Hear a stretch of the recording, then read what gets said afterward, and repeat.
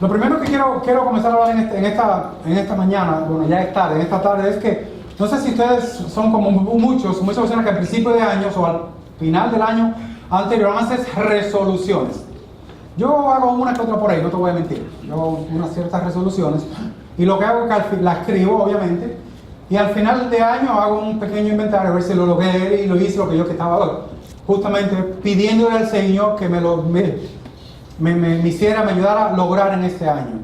Entonces me puse a mirar, siempre lo hago todos los años, las resoluciones más comunes, más famosas, las resoluciones no tanto en el cuerpo de Cristo, también fuera de la iglesia. Las resoluciones nunca difícilmente varían. Las resoluciones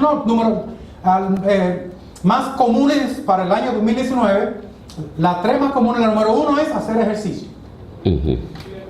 Todo el mundo quiere hacer ejercicio. ¿Alguien dijo por ahí? ¿Cuál fue la número 2? No, yo. La número 2 es dieta. Hacer dieta para adelgazar. No solamente hacer dieta, porque nadie hace dieta por hacer dieta. No solamente, sino hacer dieta, la número 2. Y la número 3 es ahorrar más y gastar menos. Fue la número 3 en este año. Hicieron hacer una encuesta a miles de personas en todos los Estados Unidos. La número 1, ejercicios. Número 2, dieta. Y número 3, ahorrar. Entonces también esa misma encuesta se hizo en las iglesias, personas. Y es interesante, porque es un país conocido como un país cristiano.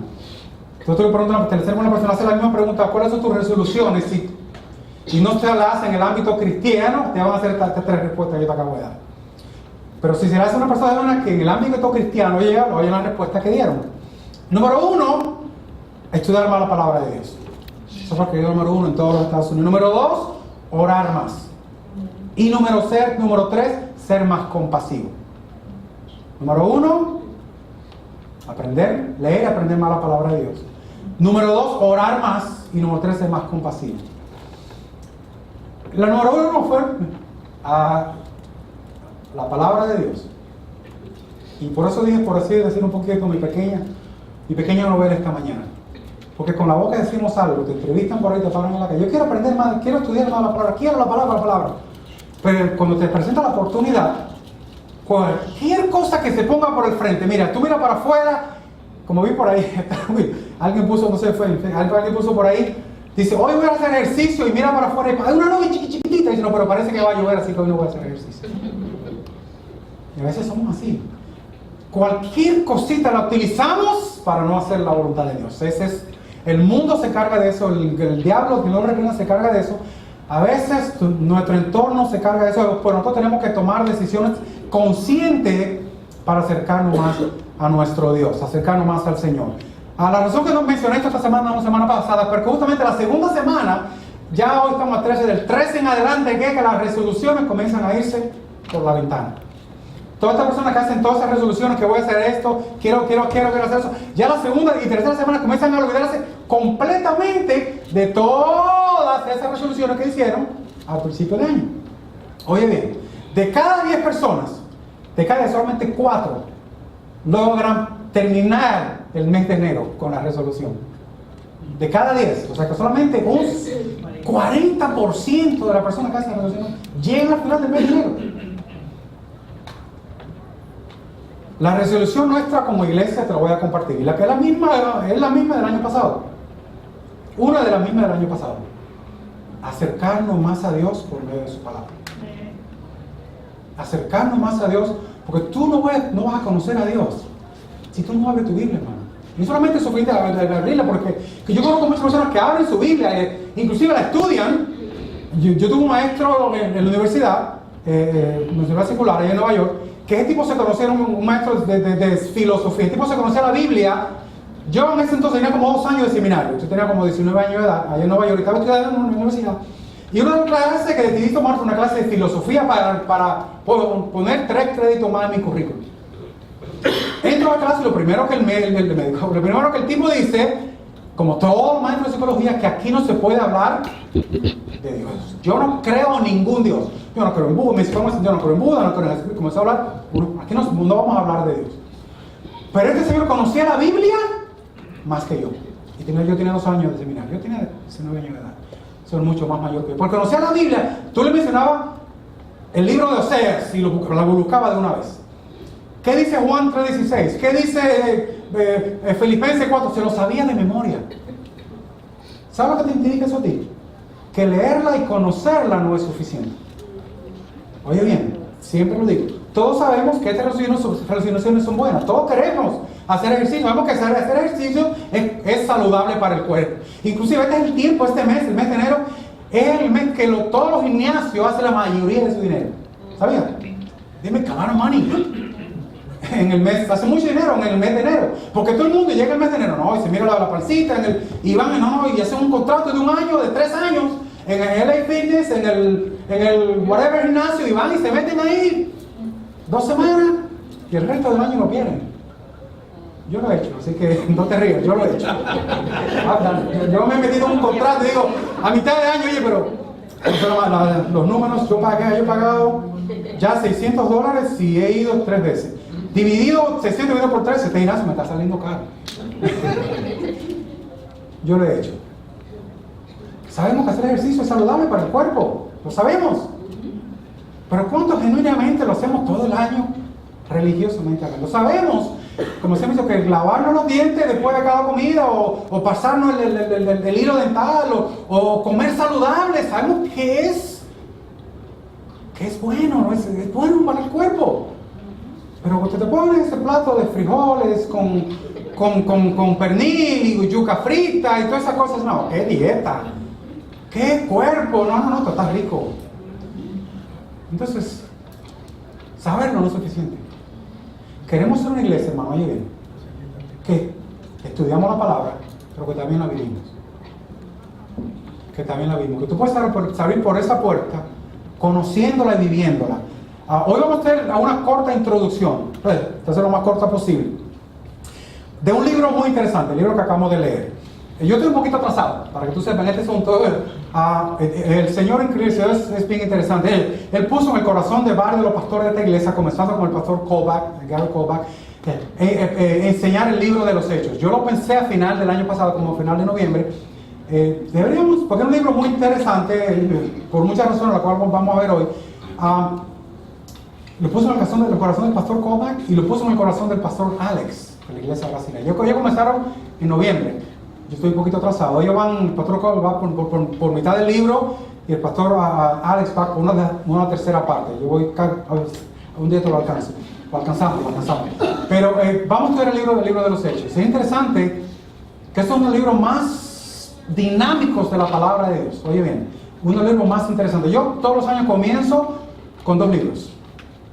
El libro de Génesis, el libro de los Hechos. Porque son los 2 libros que hablan. Primer libro de los Génesis habla de la creación, obviamente, de la creación del universo, de la creación del ser humano, de la creación de la humanidad. Todo lo que conocemos hoy en día tiene su fundamento en el libro de Génesis. Todo.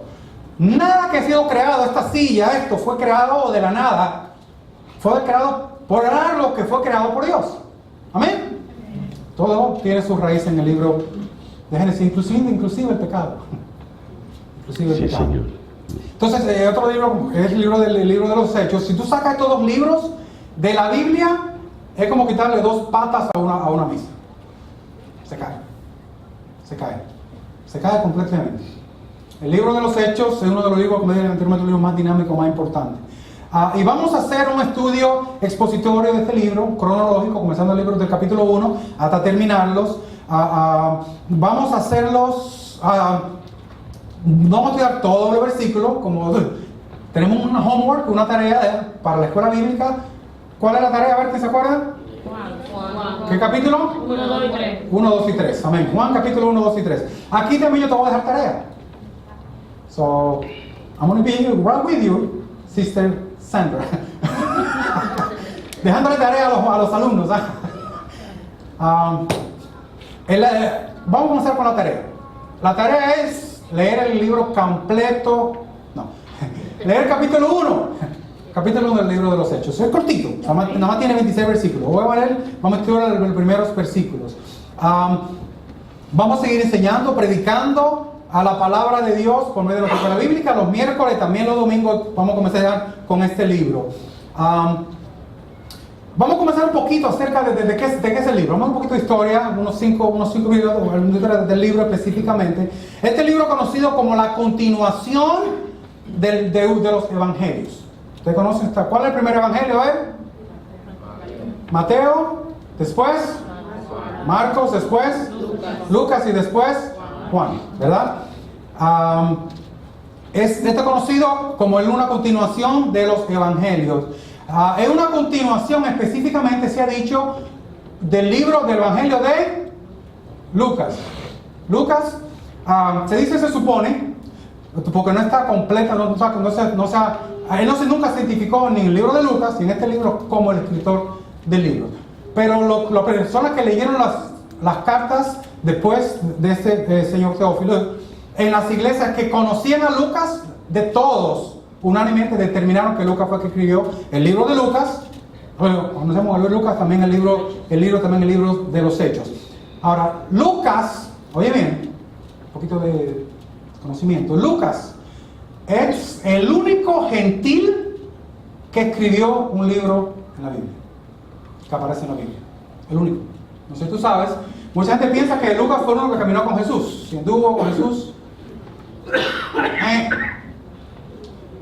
El evangelio de Lucas se podría decir que el evangelio según San Pablo, porque Pablo y Lucas, vamos un poquito más tarde, eran muy buenos amigos. Y lo que Lucas escribió fue lo que Lucas escuchó de Pablo primeramente, y después que conoció a Pedro y los resto de los apóstoles. Pero Lucas nunca anduvo con Jesús. Por eso en ningún lugar va a encontrar la palabra el apóstol Lucas. No lo vas a encontrar. Uno de los, y es un poquito de debate en este tiempo, lo voy a decir, uno de los requisitos para una persona llamarse apóstol, oye bien, es haber visto al maestro. Por eso yo personalmente, lo puedo decir que, ¿cómo se llama? Libremente, yo no creo en el apostolado de este tiempo. No me da miedo decirlo. No me da miedo decirlo. Uno de los requisitos del apostolado era haber visto al maestro. Lucas nunca lo vio. Pablo sí. Se conoce la historia, lo vamos a ver un poquito más adelante. Pablo sí vio, obviamente, a Jesús, aparte que estuvo en el cielo, obviamente. Eso también lo vamos a estudiar. Como realmente Lucas fue un discípulo de Pablo, es el único que no fue testigo visual de Jesús. Mateo, Marcos y Juan lo fueron. Lucas fue amigo cercano de Pablo, compañero de viaje y su médico personal. La profesión de Lucas era médico. Interesante que muchas personas siempre, por muchos años, decían que el evangelio era para personas que no estén con poca educación, que no conocían, que no leían, que no entendían, que tú le decías cualquier cosa te la creías. Sin embargo, Lucas, muy estudiado, era un médico. El médico personal de Lucas. El libro fue escrito, se supone, o se estima, aproximadamente entre años 60 y 62 después de Cristo. Se dice esto porque sucedieron ciertos sucesos en el año 62 en adelante que no aparecen en el libro de los Hechos. Entre ellos, por ejemplo, la muerte de Pablo. El libro de Lucas no menciona la muerte de Pablo. Termina, como puedo decir, en un cliffhanger. No termina concretamente, no te dice exactamente cómo termina la historia, ¿no?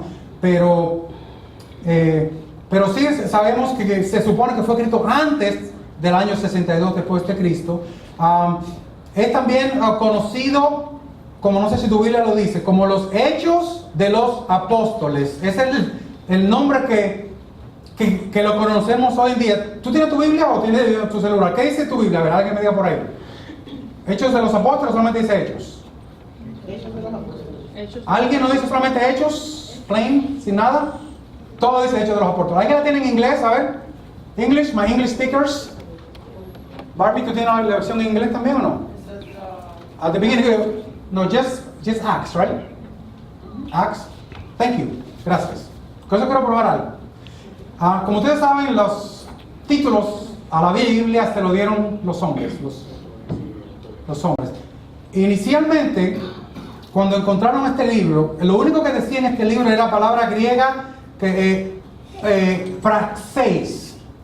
una palabra que simplemente traducida es acts o hechos. No solo no hechos de cualquier persona, sino se usaba específicamente para describir los grandes logros de hombres importantes. Que tú abres un libro y simplemente diga, logros importantes, logros de hombres importantes. Tú vas a ver de qué hombre está hablando específicamente.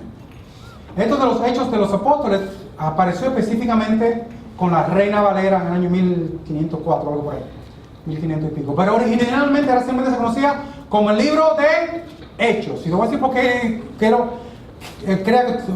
que esto es muy importante. Porque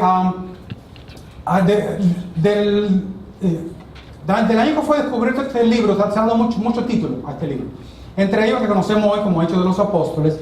Pero lo que más me gustó, que fue el que le di el tema a este mensaje de hoy, es los hechos del Espíritu Santo por medio de los apóstoles y la iglesia. Es el título, uno de los títulos que muchos años atrás se le dio este libro. Verlo una vez más. Los hechos del Espíritu Santo, vamos a mencionarlo en un segundo, por medio de los apóstoles y por medio de la iglesia. Yo creo que este libro de los Hechos describe específicamente no solamente los hechos de los apóstoles, sino de la iglesia de Jesucristo, el nacimiento, como lo vamos a estudiar, el nacimiento, el crecimiento, el desarrollo a lo que hoy en día la iglesia de Jesucristo ha llegado a ser. Este libro es para la iglesia lo que es el Génesis para la creación. Este libro, oye bien, provee información de las primeras 3 décadas de la existencia de la iglesia, a material que no se encuentra en ningún libro del Nuevo Testamento. Entonces se encuentra en este libro. Pero oye bien, este libro enfatiza, oye bien, a Jesús de Nazaret como el Mesías prometido y esperado por muchos en el tiempo de Israel. Eso es muy importante. Ese libro enseña claramente que Jesús es el Mesías, el Cristo, como lo dice en este libro. Pero además de eso, dice que muestra que el Evangelio de Salvación es ofrecido a todos los hombres, no solamente al judío. Eso lo encontramos en este libro. Enfatiza la obra específica del Espíritu Santo. La palabra Espíritu Santo aparece más de 50 veces en este libro. Más de 50 veces en este libro. Ahora sí, amárrate tu salvavidas, que nos vamos a tirar de cabeza en la parte honda de la piscina de la palabra del Señor. Y bueno, vamos a comenzar a estudiar este libro tan lindo y tan interesante que es el libro de los Hechos. Vamos a regresar rapidito a la lectura de hoy, unos 5 o 10 minutos más y vamos terminando. Capítulo 1. No sé si tu Biblia, como la mía, que tiene un encabezamiento, dice fundación de la iglesia en Jerusalén, capítulo 1, versículo 1 hasta el capítulo 8, versículo 3. Introducción. Dice, en el primer tratado, Teófilo. Obviamente, cuando dice el primer tratado, Lucas está hablando de su primer libro que le escribió a este señor. Ahora, este señor Teófilo no se sabe si en realidad fue una persona que existió. Se supone que fue una persona que existió. Se supone inclusive que este señor Teófilo, no sé qué significa la palabra Teófilo. ¿Alguien sabe? Amador o amado o amador. Lover of God. Era una palabra, en realidad un nombre muy común en aquel entonces. Era un nombre pagano, no era un nombre judío. Era un nombre pagano, pero significa una persona que ama a Dios. Entonces este es un señor o amante de Dios, que probablemente era un oficial romano de cierta importancia, ya que Lucas lo llama excelentísimo en el capítulo 1 del versículo 3 del libro de Lucas. Una persona con cierta importancia. Se supone, o se ha estudiado, una persona que han determinado, piensan que era un discípulo de Pablo, que Pablo había predicado cuando Pablo estaba en el pretorio, que estaba en la casa de César, que muchas personas importantes en ese tiempo conocieron a Jesús por medio del Evangelio de Pablo. Si usted supone que este Teófilo, que era un conocido también de Lucas, una persona también importante en el gobierno romano. Sigue diciendo de esta manera, oh Teófilo, hablé acerca de todas las cosas que Jesús comenzó a hacer y a enseñar. Quiero hacer un paro aquí rapidito. Interesante. Hay muchos maestros, incluidos maestros dentro de la iglesia, que predican una cosa y viven otra. Jesús enseñaba, pero hacía. La cosa que él hacía y enseñaba. Eso es muy interesante porque yo he visto en este tiempo, lamentablemente, tanto predicadores como instituciones, como iglesias que hablan de amor y son una iglesia de amor, pero no lo muestran.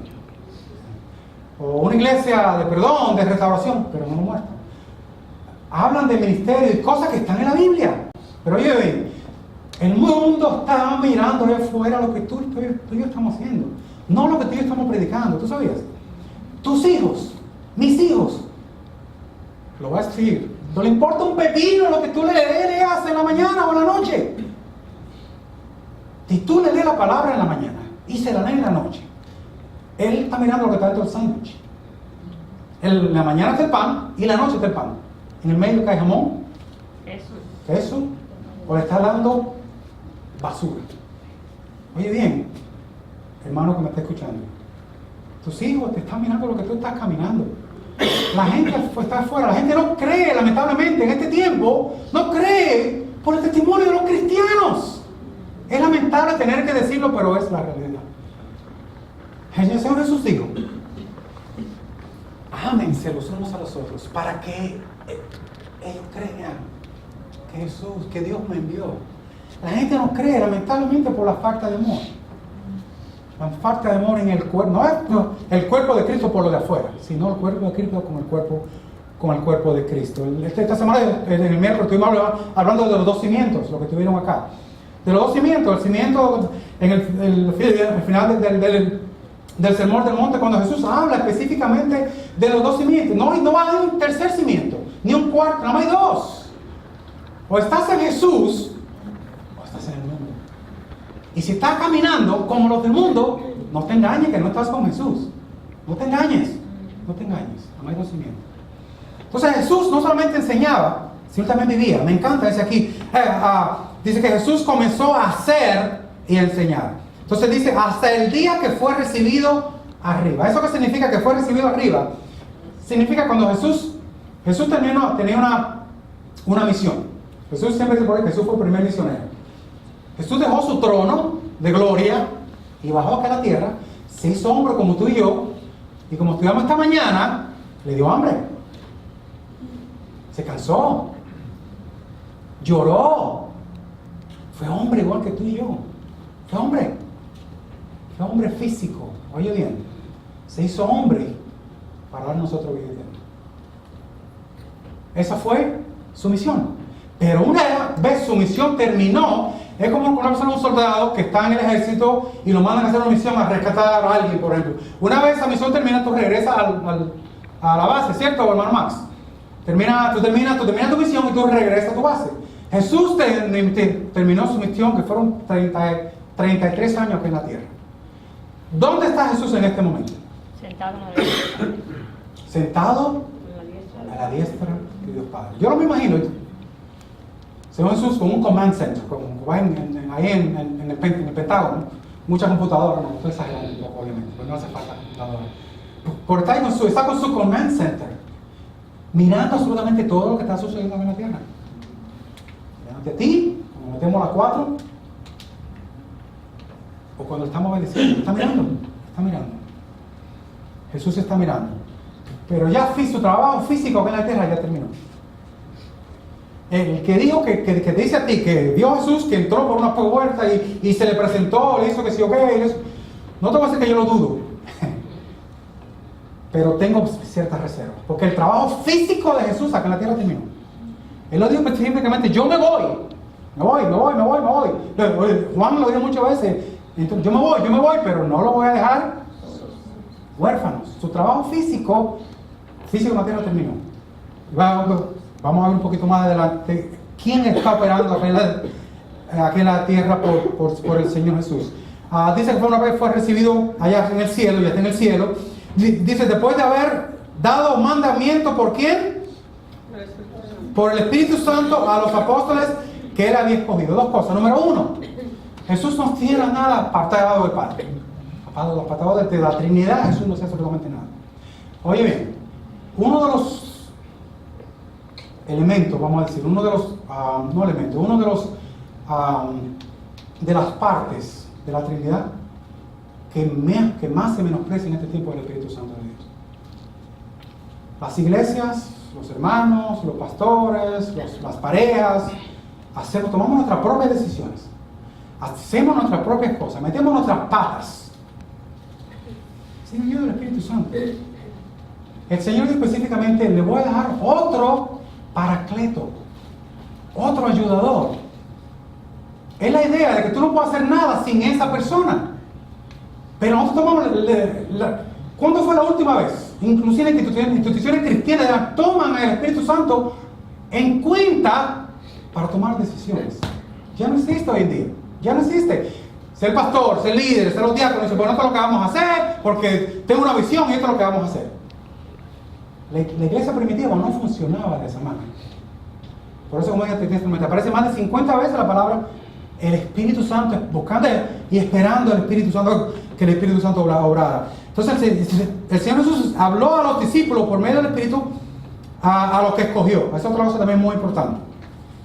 ¿Tú sabías que, dice aquí, lo vamos a leer un segundito, que por 40 días el Maestro estuvo por la tierra? Después de haber padecido, después de haberse crucificado, después de haber resucitado. 40 días. Interesante que solamente se le apareció a lo que él se le quería aparecer, a lo que él había escogido. Acabamos de leer. Eso es muy importante, te voy a decir por qué. Otra cosa es a que el cristiano menosprecia en este tiempo. ¿Tú te imaginas de que de los más de 7 billones de personas que hay en la tierra, Dios te eligió a ti y me eligió a mí? Tú sales por esa puerta y manejas para tu casa y pasas por la tienda, la gasolinera, tus vecinos, ninguno fueron elegidos, que se hace unos que otros, pero tú y yo, handpicked, en inglés, me encanta, I love that, que tú con tus manos, es como tú vas al buffet, tú ves que tú vas al buffet y te dan una lista de pollo que se ve un poquito viejita, que tiene 2 o 3 días en el buffet y nadie le pone la mano, tú vas a la lista que se ve más bonita y la tú te pones en tu plato.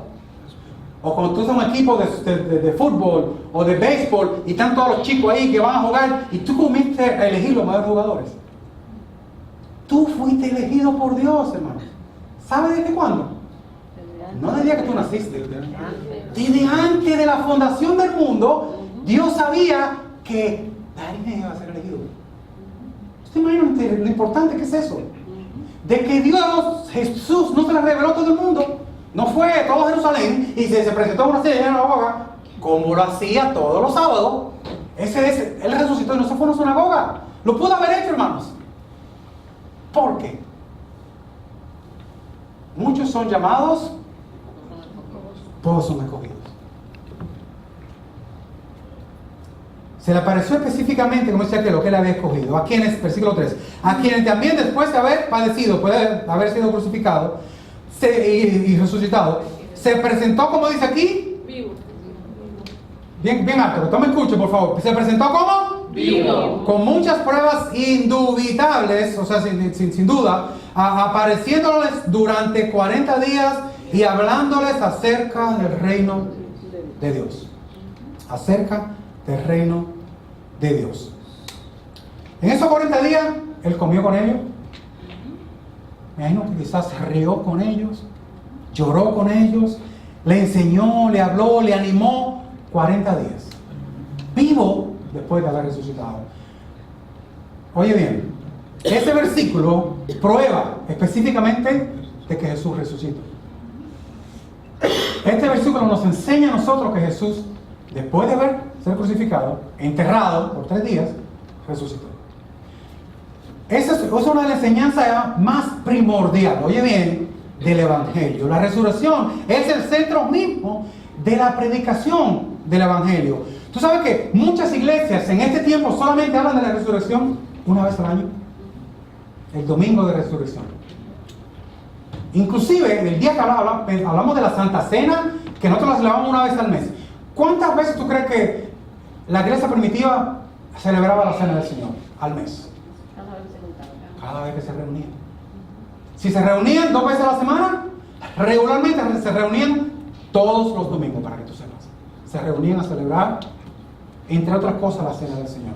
Y siempre recordaban la muerte y la resurrección de Jesucristo. Inclusive, oye bien, se dice que en la iglesia primitiva no se predicaba, oye bien, no se predicaba ningún mensaje que no incluyera la resurrección de Jesucristo. El primer mensaje de Pedro, ¿te recuerdas? En la base fue Jesucristo resucitado. Esteban, cuando fue predicante, se ha apedreado, predicando a Jesucristo resucitado. Pero ¿sabe qué sucede? Es uno de esas enseñanzas que no es, it's not fun. No es, ya no es, no que no es fun, sino que no es divertido, sino que no atrae a la gente. Oye bien, el mensaje de Dios no tiene que ser un mensaje que atraiga, que no atraiga. El mensaje simplemente hay que predicarlo. Alguien dijo por ahí que la palabra de Dios es como un león. Tú no tienes que defenderlo, solamente suéltalo. ¿Sí es? La palabra de Dios es como un león. No tienes que elegir que si predico de esto, predico. Yo te voy a dar un warning. Te digo ahora, te voy a dar un aviso. En este libro hay enseñanza fuerte. Aquí vamos a hablar de diezmos. No me cierren los oídos. Porque está en el libro de los Hechos. Vamos a hablar de diezmos. Vamos a hablar bastante de pecado. Vamos a hablar de mentira. Vamos a hablar de iniquidad. Vamos a hablar de falta de fe. Vamos a hablar de poder. Vamos a hablar de amor, de gozo. Pero este es un libro fuerte y lo vamos a estudiar. Lo vamos a estudiar. Entonces, como dije anteriormente, lamentablemente, la resurrección es un tema que casi no se menciona. Por ello dice el apóstol Pablo del libro de 1 de Corintios, dice, y si Cristo no resucitó, vana es entonces nuestra predicación. Y vana es también nuestra fe. Vana es también nuestra fe. Como realmente ya no es un tema popular. Es más fácil hablar de prosperidad, es más fácil hablar de psicología, inclusive dentro de la iglesia. Inclusive uno de los temas que estoy notando bastante en ese tiempo, lo que yo llamo el tema de la declaración. Si tú has visto esto, lo has escuchado, personas que le dicen, la hermana, si tu marido te es infiel, o sea, declárate en bendición y declárate en esto y declárate. Tú estás enfermo, declárate sano. Yo voy a decir algo. Tú te puedes declarar todo lo que tú quieras. Todo lo que tú quieras. Si Dios no es quien te declara sano, nada sirve. He conocido muchas personas que se han declarado sanos. Porque el apóstol fulano de tal le dijo, declárate sano. Y se declaran sanos. Y resulta que Dios, por su misericordia, lo mantenía vivo por este tiempo, por una medicina que se estaba tomando. Vamos a hacer una medicina que se llamaba metformin, que tiene que ver con la diabetes. La persona, porque el apóstol le dijo, declárate sano y bote esa medicina. No se lo dijo Dios. Oye bien, no te declaró Dios. Tú te declaraste sano, botaste la medicina y a 3 meses ese mismo apóstol está haciendo el funeral a esa persona. Interesante. Declárate todo lo que tú quieras. Que tienes que declararte sano, salvo, dice la palabra, si el Hijo te hace libre, serás verdaderamente nadie. Ningún apóstol, ni tú ni yo te puedes declarar nada. Tú puedes tener fe, ese trabajo nuestro. Tener esa fe que mueve montaña. Pero ¿qué pasa? Hay que la iglesia está utilizando la psicología en este tiempo.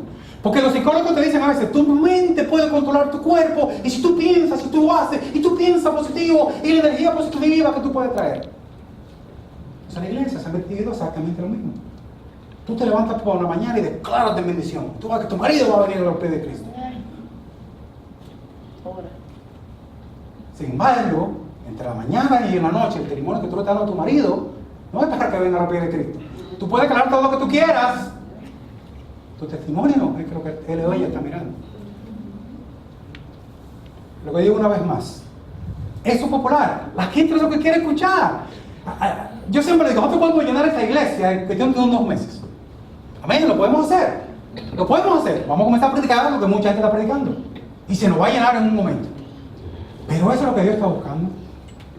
Oye bien, los apóstoles fueron todos mártires, con excepción de Juan. Todos fueron asesinados con excepción de Juan. Y Juan no murió, oye bien, no murió porque no tuvo la oportunidad de ser asesinado. Dice la palabra que en 3 ocasiones, en 3, lo metieron en aceite hirviendo y sobrevivió.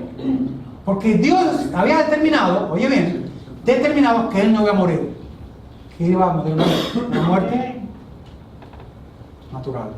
Dios lo determinó. Pero todos otros fueron decapitados, fueron crucificados, murieron en el Coliseo romano, comidos por leones, apedreados, ahogados. Dice que lo amarraban piedras de molino y lo tiraban en el mar. A los cristianos, nuestros hermanos, nuestros hermanos. El mensaje de Jesucristo es un mensaje de amor, lo sabemos. El caminar con Cristo es un camino difícil, hermano. No te lo voy a pintar bonito. Si fuera así, todas las iglesias estuvieran completamente llenas, todas. Pero para caminar con Jesús y obedecer a Dios y no a la carne, al Espíritu y no a la carne, hermano, no es fácil. No es fácil. En este libro vamos a encontrar específicamente eso. Doblegar nuestra carne, decirle que no a la carne y decir a Dios. No es fácil. Y lo que tuvieron en el picnic ayer, quizás se acordarán. Yo estaba ahí mirando, porteando hamburguesa y mirando carne, y estamos haciendo la dieta de Daniel. Y digo, Dios, you're so funny. You're hilarious. Yo dije, Dios, tú eres bien cómico, ¿eh? Hamburguesa va y hamburguesa viene. Hamburguesa va y hamburguesa viene. Y yo sin poder poner la mano, hamburguesa va y hamburguesa viene. Porque nosotros decidimos en este tiempo doblegar la carne y decir, no voy a comer carne, valga la redundancia. Así de sencillo. Decir, ¿sabes qué? Mi cuerpo a mí no me va a dominar. Mi cuerpo a mí no va a decir, no, tú tienes que hacer todo. Mi espíritu tiene que reinar. Ahora bien, como lo dije anteriormente, si yo voy a hacer solamente dejar de comer ciertas cosas o hacer ciertas cosas sin acompañar con otras cosas como la oración, se convierte simplemente en una dieta. Quiero terminar con esto. La semana que viene vamos a estudiar un poquito más adelante, específicamente el versículo 8. Y lo voy a leer. Te dejé como tarea que le lea todo el capítulo. Vamos a ver solamente el versículo 8 del capítulo 1. Muy conocido, muchos lo sabemos de memoria. Pero recibiréis el poder cuando haya venido sobre vosotros el Espíritu Santo, y me seréis testigos en Jerusalén, en Judea y en Samaria y hasta lo último de la tierra. No me quiero adelantar mucho la semana que viene. Pero en este versículo, este versículo es el versículo corazón clave de todo este capítulo. De todo este capítulo. Si fuéramos a dividir el libro de los Hechos en 3 partes, lo podemos dividir de esta manera. Quiero que preste atención al terminar. El Señor Jesús, obrando por medio del Espíritu Santo a través de los apóstoles en Jerusalén. Capítulo 1 al capítulo 7. Voy a repetir. El Señor Jesús obrando por medio del Espíritu Santo a través de los apóstoles en Jerusalén. Capítulo 1 al capítulo 7. Parte número 2. Parte número 2. El Señor Jesús obrando por el Espíritu Santo a través de los apóstoles en Judea y en Samaria, capítulo 8 al capítulo 12. El Señor, la parte número 3. El Señor Jesús obrando por medio del Espíritu Santo a través de los apóstoles hasta lo último de la tierra, capítulo 13 al capítulo 28. Ahí entramos tú y ahí entramos yo. La última vez que yo chequeé, ninguno de los que estamos acá nació ni en Jerusalén, ni en Judea, ni en Samaria, ¿verdad? A menos que en tu país hay una región que explica uno de esos nombres. No, yo nací en Jerusalén, en República Dominicana. No. Pero oye bien, el Evangelio llegó a Puerto Rico, llegó a México, llegó a Cuba, llegó a Honduras, llegó a Venezuela, llegó a cualquier país de nuestro país, a Panamá, llegó a nuestro país, a Colombia, a México. Digo otro país, ¿sabe por qué? Porque alguien entendió ese versículo. De que el Evangelio tiene que llegar hasta lo último de la tierra. De eso vamos a hablar específicamente la semana que viene. Pero ¿sabe qué interesante? Que no termina ahí. No termina ahí. Yo no sé si quizás tú has escuchado de que dice por ahí que el libro de los Hechos en realidad no ha concluido. ¿Has escuchado por ahí una vez? Dice, no, el libro de los Hechos no ha concluido. No.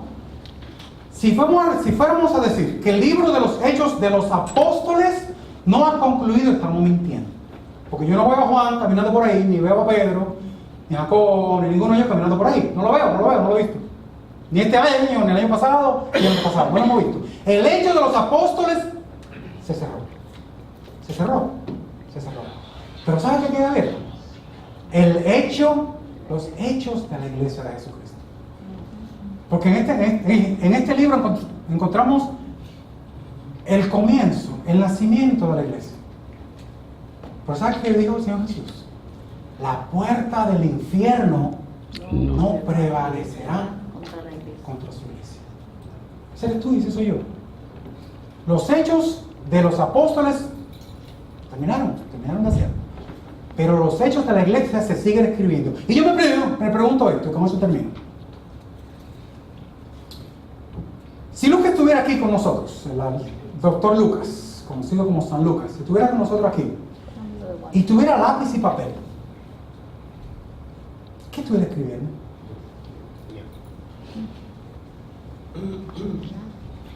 Sobre la iglesia. Sobre la iglesia.